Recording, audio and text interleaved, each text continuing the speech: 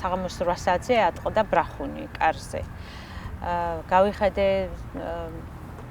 და სამი მამაკაცი იყო სამოქალაქო ტანსაცმელში წვერებით და რა კი მე არავის არ ველოდი, არც იქიდან ცდილობდნენ თავი წარედგინათ, არ გავაღე კარები.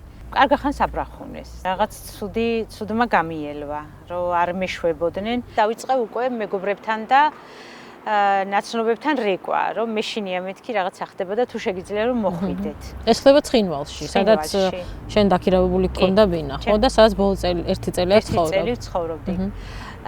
მოვიდა ერთი ადამიანი, მოასწრო შემოსვლა. დანარჩენები უკვე აღარ შემოუშვეს, იმიტომ რომ მთელი კორპუსის მიმდებარე ტერიტორია იყო უკვე ალყაში.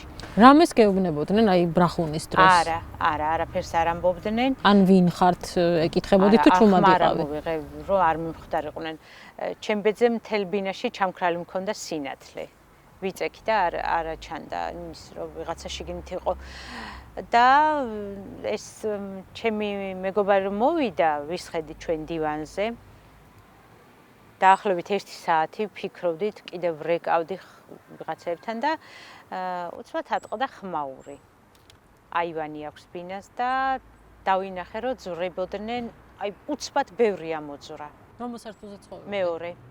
ამოძვრნენ, დავინახე ნიღბები, იარაღი, ავტომატი და შიგნით რომ შემოვიდნენ უკვე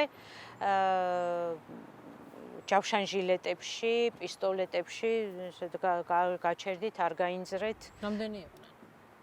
მთლიანობაში 20-ზე მეტი ადამიანი. ბინაში?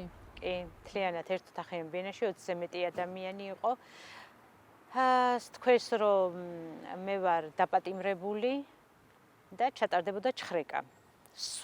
სულ გადაქეკეს. არაფერი არ მაქვს იმ ბინაში ზედმეტი ტანსაცმელი, 1-2 რაღაცა თეფში, ჭურჭელი, აი არაფერი ზედმეტი ნივთი არ მაქვს, მაგრამ დიდხანს გაგრძელდა ჩხრეკა. მიზეზი გითხრეს რომ რატო გაბატიმრებ, ხო? ხო, აი ვკითხე რატო შეეშინდა მეთქი გაგლოებს, რომ არ გავიდე მოედანზე, არავის არ შეეშინებიაო, ჯაშუშობაში ხარ ბრალდებულიო და იქვე მითხრეს, კი, რაღაცა ფურცელზე დაწერილი მაჩვენეს 276 მუხლი, თუმცა საქმე მაგ დროს არ ყოფილა აღძრული.